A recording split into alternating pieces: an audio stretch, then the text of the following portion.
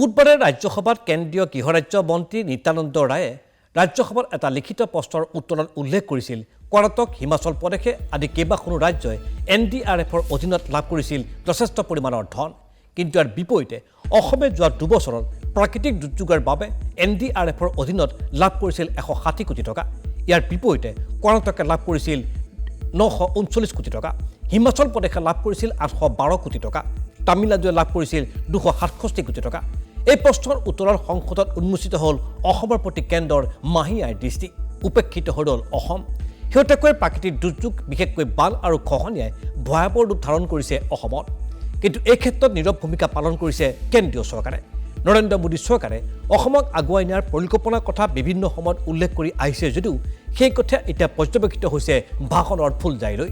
প্ৰকৃততে অসমৰ প্ৰতি কাণসাৰ নাই নেকি কেন্দ্ৰীয় চৰকাৰৰ তথ্যই দেখুৱাইছে 5 বছৰে কেন্দ্ৰৰ পৰা বঞ্চিত হৈ আহিছে অসম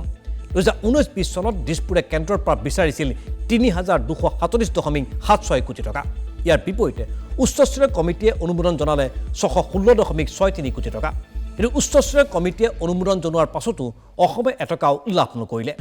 2020-21 বৰ্ষত কেন্দ্ৰৰ পৰা অসমে বিচাৰিছিল 2640.87 কোটি টকা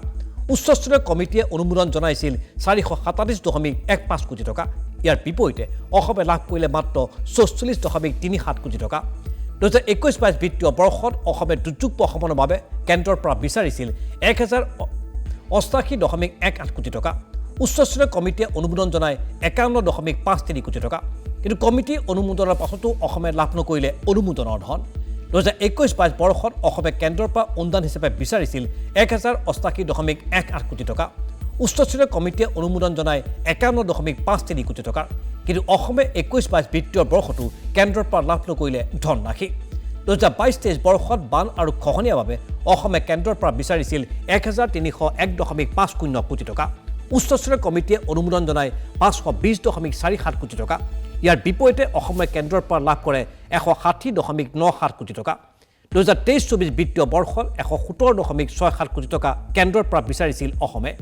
উচ্চস্তৰীয় কমিটিয়ে অনুমোদন জনাইছিল 73.98 কোটি টকা কিন্তু ইয়াৰ বিপৰীতে অসমে কেন্দ্ৰৰ পৰা এটকাও লাভ নকৰিলে কেন্দ্ৰৰ 2019 বৰ্ষত এটকাও লাভ নকৰিলে উত্তৰ প্ৰদেশ আৰু কেৰালায়ো 2020-21 বৰ্ষত চাইক্লোন আৰু আমফানৰ বাবে উৰিষ্যাই লাভ নকৰিলে কেন্দ্ৰৰ সাহায্য 2020-21 বৰ্ষত বান ভূমিস্খলন ডাৱৰ বিস্ফোৰণৰ বাবে উত্তৰ প্ৰদেশ অন্ধ্ৰপ্ৰদেশ হিমাচলে লাভ নকৰিলে কেন্দ্ৰৰ সাহায্য সেইদৰে 2021-22ত চাইক্লোন আৰু বান সত্ত্বেও এটকাও নাপালে গোৱা উত্তৰাখণ্ড আৰু পশ্চিমবংগই 2022-23 বিত্তীয় বৰ্ষত বিধ্বংসী বান সত্ত্বেও গুজৰাট অন্ধ্ৰপ্ৰদেশ মহাৰাষ্ট্ৰলৈ কেন্দ্ৰৰ অনুদান শূন্য